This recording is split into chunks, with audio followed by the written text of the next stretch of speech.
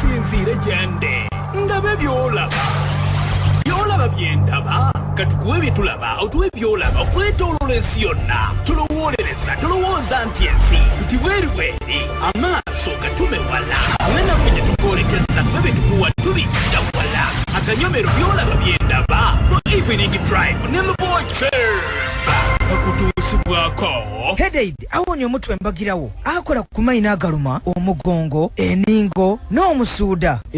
Rinse Fresh kirungo eky'obulezi obwaife obw'obutonde ekinaasa mu kanwa. Rinse Fresh alimu ebirungo eby'obutonde ebirwanisa omuuka omubi okuva mu kanwa n'okukuuma amannyo n'ekibuno kyo nga biramu.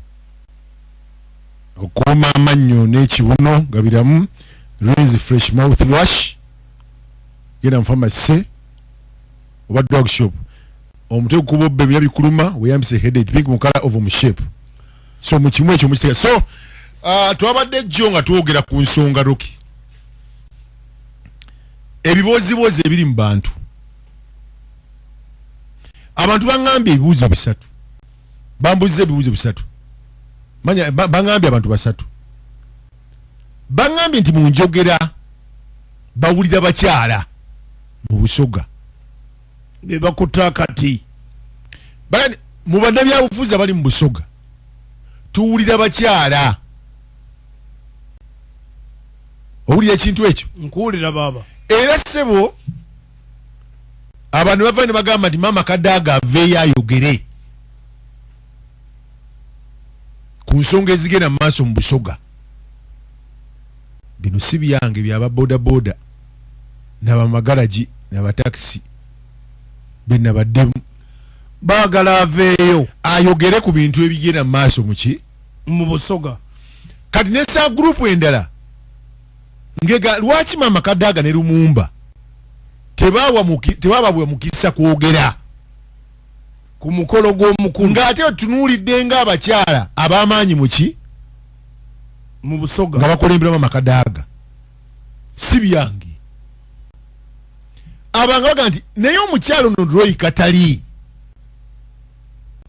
lwaki tebamuwa naye tebamuwa mukisa kukola ki kwogerako. benjogera si byange.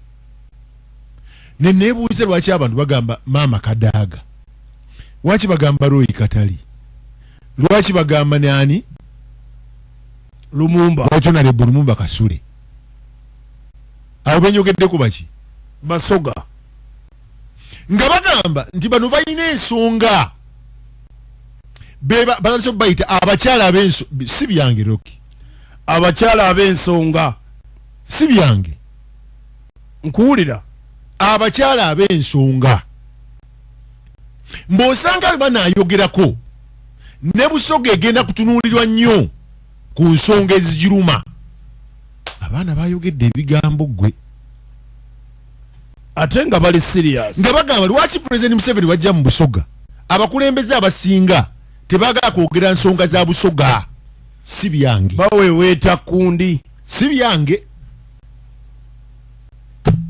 Nengamba kana amaloboozi agatambula ku gurupu zi WhatsApp ge galeese abantu okwogera ebigambo bino.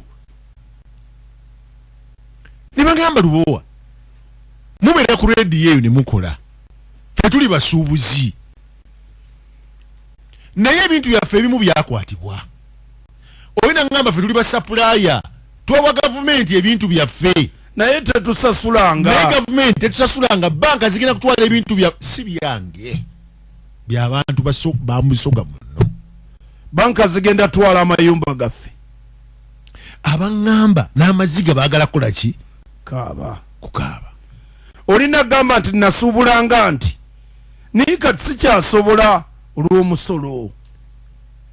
Abo ne bamala nabadde nkyale munnawe munnange ng'abavubi ne banzingako. Lubowa Kyemba kiki ekiri ku nnyanja poliisi magye naye bwe nasemba okuwulira nawulira ng'abasirikale babagambye bave ku ki ku nnyanja baga nti poliisi etekinga over era bwe kirina okuba ndi kwaliyo poliisi eri ku nnyanja ne banga naye Lubowa okimanyi ffe abalunnyanja manya ffe abavubi waliwo agasajja gateega mu nnyanja ne gatubako n'ebyaffe. Bano si basirikale si bapoliisi neŋŋamba ebyo sijja biyingiramu sibimanyi tolina bukakafu naye nja byogerako mbituuse ne mbakulu nkuwulira wali abalunnyanja kati ku ocean baba pirates abalunnyanja ababbira okuki b'okumazzi ekyo nakyo nenkiwulira ne baŋŋamba ne Lubowa omanye ebikajjo sente zaabyo kati ttaani konzi simanyi byagenze ku 6,000 kati oli anaafunamu atya ŋŋamba bannaake abasoga banaalima bikajjo byokka naga nedda abagagga bajja ne batwala ettaka lyaffe ne tulibawa emyaka 7 balimireko ebikajjo kati gwe ate Lubowa tugamba tulime kasooli tulime lumonde ettaka twalikwata ne tuliwa abagagga awo ne zidda okunywa Busoga egenda gwewowa ettaka lyo n'olyoka oliteekayo okumala emyaka 5 ng'oli alimirako bikajjo nendyokangwa ku bana abaakolanga mu makampane ng'aba Thousand Range Naitiru abakozi abaakolanga wabasanze tebanabbawa ssente zaabwe za kasiimo abaakolanga mu Naitiru era bamaze ebbanga nga bali mu kooti yalagira nga basinza omusango naye baabolooza balina ke baafunye era buli omu alajja n'agamba tugenda kufa nga tebatusasudde emyaka nga mingi naye bwe twogera ebintu ebyo mayi bagamba kati babyeyogeza abasajja abo tebaagalira ddala gavumenti but these are the issues kakati pulezidenti bwajjanga mubimugambe mulekerawo okwefuulamu temumanyi bantu bebagamba mubimugambe n'ekirala bw'oba tosobola kwogera bintu by'abantu muleke bakadaaga babyogere kuba bamanyi ebiruma abantu let the kadagas speak mubagambe nti maama kino kiyinza okunjogya gwoludde ne muzeeyo okumala ebbanga mugambe biibyo bimugambe abakozi abaalinga mu 10 n'enkumi z'abantu abaakolanga mu Naitiru abamu ba Buwenge Kamuli Ivunamba ndoza bwenjogera kati bagamba omwana ayogera ensonga essente zaabwe ez'akasiimo tezaabaweebwa wabula waaliwo olukujjukujju kampuni n'ekyusa erinnya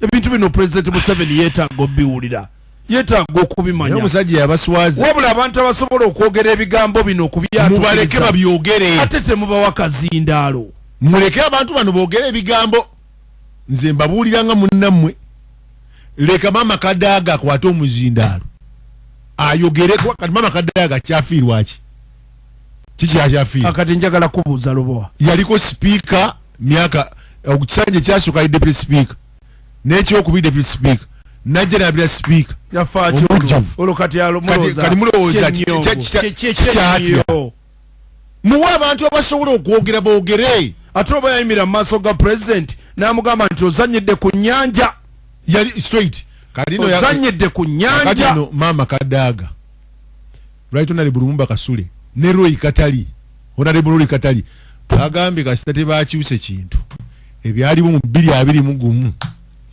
Busoga muno bijja kuddamu tiwawulidde aga ng'agamba nti kiyinza kubeera time zitu ne Dr. Batuwa ne Dr. Batuwa yakyogedde nti tetujja batwala paka nenga nti nasese nnyo bwe nawulidde aga ng'agamba bw'otatuukiriza bye wasuubiza Basoga kigenda kubeera time zitu you cannot tell me nti oluguudo luno lwa Ambercourt Mbulamuti paka Simanyeri oluguudo Namwendwa okuva ne Buwenge Namwendwa Luwuuka paka leero myaka 20 bakyayogera ku olwerumu katuba tuli kuki ebirala tuli bitandika Rockie ebigambo byenjogera si byange by'abantu baki bwe tumala emyaka nga tuli ku kintu kimu ebirala tuli bitandikako ddi kakati bannenze baŋŋambye ndaalike ŋŋamba abakulu abatera okweyogezayogeza ku mikolo ndi bwe mbo temusobola kwogera muleke bamaama Kadaaga bakole ki asobola okwogera era waliwo yaŋŋambye nti Lubowa Kyemba lumu tujja kwekalakaasa awo tukuba abantu emiggo ku mikolo